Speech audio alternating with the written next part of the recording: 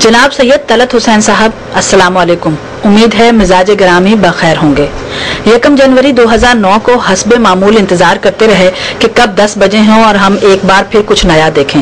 Programme के आगाज में जिस तरह आपने बलूचिस्तान की बात की तो खुशी हुई कि आपको आज बलूचिस्तान याद तो आया। मैं ये गुजारिश करना चाहती हूँ कि क्या कभी आपने डेरा बुगटी जाकर कोई प्रोग्राम किया, कभी खारान के सैलाब ज़दा इलाकों को कवरेज दी? क्या दालबदीन, नौकुंडी, नोशकी, चागी के अवाम के मसाइल आज के कैमरे की नज़र में कम ही आएंगे? तुर्बत में बलोच किस हाल में हैं? पंजगोर के अवाम के मसाइल, उनकी ज़बानी कभी रिकॉर्ड करने की कोशिश की गई? कल्लात, मस्तूम, खुशदार के अवाम क्या चाहते हैं? कभी आज को इस पसमानदा सूबे के पसमानदा इजला की रिपोर्टिंग करने का मौका मिला? क्या लसबेला, उथल, सिब्बी, ढाडर, बोलान के अवाम के मसाइल आज टीवी पर डिस्कस हो सकेंगे? क्या बलूचिस्तान सिर्फ कोयटा का नाम है या आपका नुमाइंदा कोयटा से बाहर निकलने की कोशिश ही नहीं करता? आज का मीडिया इस ग्लोबल विलेज में भी बलूचिस्तान को पसे पुष्ट डाल रहा है। ये वो तमाम सवालात हैं जो आपके प्रोग्राम में जेरे बहस लाए जा सकते हैं। सर, बलूचिस्तान में बलोच अक्सरियत में है, मगर 1 जनवरी के प्रोग्राम में आपने सिर्फ कोयटा के लियाकत बाजार के चंद ताजरों से वहाँ के मसाइल पूछे जो कि सारे के सारे पश्तो बोलने वाले थे। आज से ये तवक्को नहीं की जा सकती कि जब भी बलूचिस्तान की बात हो आप कोयटा से चंद पश्तो बोलने वालों से पूछें और उन्हें बलोच करार देकर अपनी फॉर्मेलिटी पूरी करें और बलोचों की अक्सरियत को माइनॉरिटी में तब्दील करें। कोयटा के लोगों को क्या पता कि दूर दराज में रहने वाले बलोच किस कस्मा पुरसी में जी रहे हैं। लोग पूछते हैं क्या बलूचिस्तान कोयटा में है? बलोच तो दहशतगर्द, इंतहा पसंद, जालिम, जाहिल, पता नहीं क्या क्या है।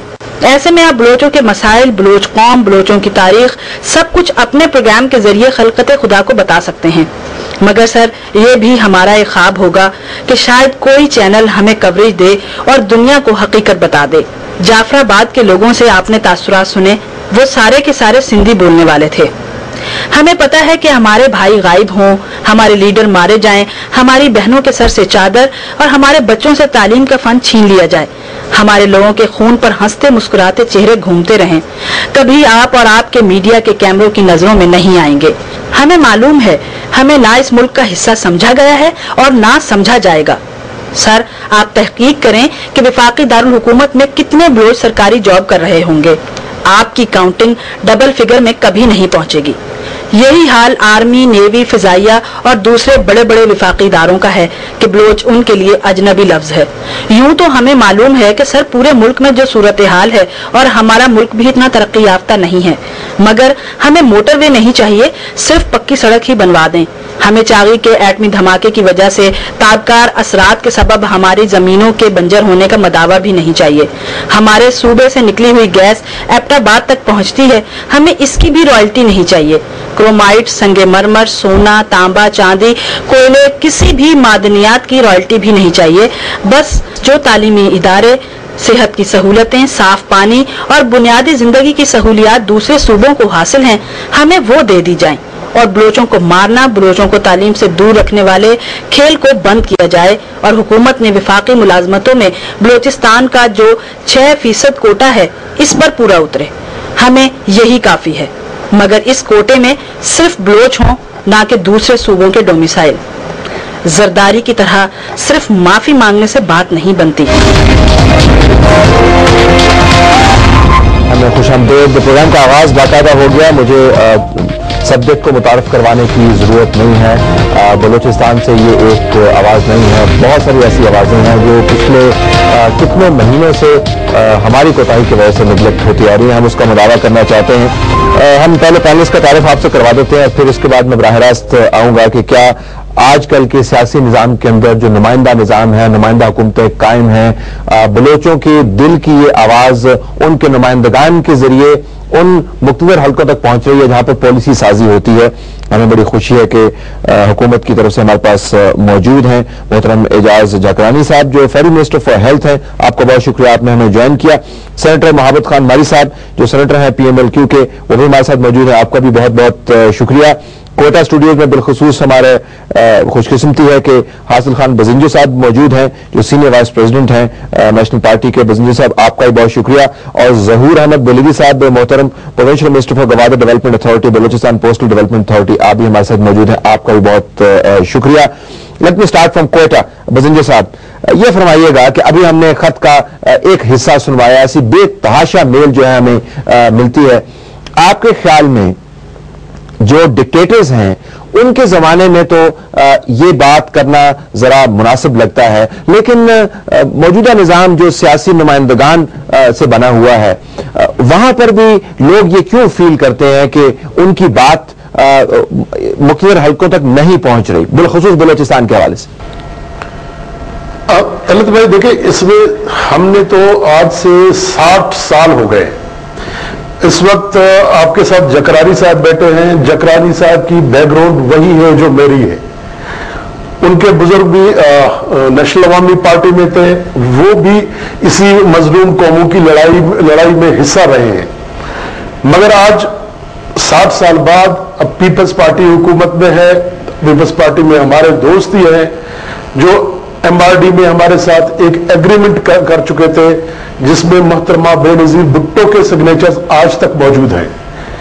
اسی طرح جب بعد میں ERD بنی تھی ہم لوگ اس کا حصہ تھے. ERD میں بھی یہی ایگریمنٹ ہوئے تھے کہ آنے والے وقتوں میں بلوچستان کے لوگوں کی مسائل کا مداوع ہوگا. جب زرداری صاحب آئے، زرداری پریزیڈنٹ بنے، تو انہوں نے کہا کہ جی ہم اس بات کی معافی مانگتے ہیں کہ جی بلوچستان سے زیادتی ہوئی ہے. جیسے ہماری بہن نے اپنی خط میں لکھی تھی کہ بھائی اس وقت بلوچستان میں جو اصل مسائل ہیں ان کی طرف اس حکومت کی طرف سے بھی کوئی توجہ نہیں دی جا رہی ہے. اچھا، میں اگر آپ کو انٹرپٹ کروں، اگر آپ کو بہت سارے مسائل کی لسٹ میں سے ٹاپ موسٹ مسئلہ اٹھانا ہو، آپ کی نظر میں پہلا مسئلہ جس کے اوپر پیپلز پارٹی کو توجہ دینی چاہیے تھی نہیں دے پائی، آپ کی نظر میں وہ کیا ہے؟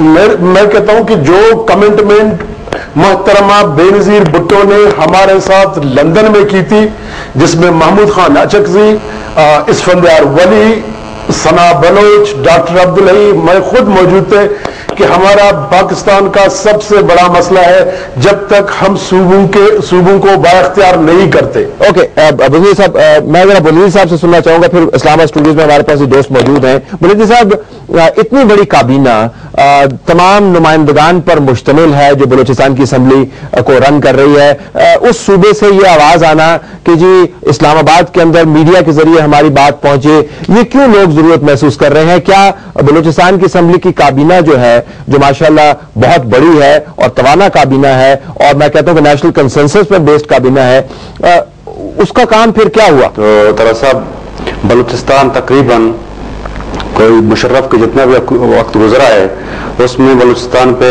ایک آپریشن جاری رہا ہے.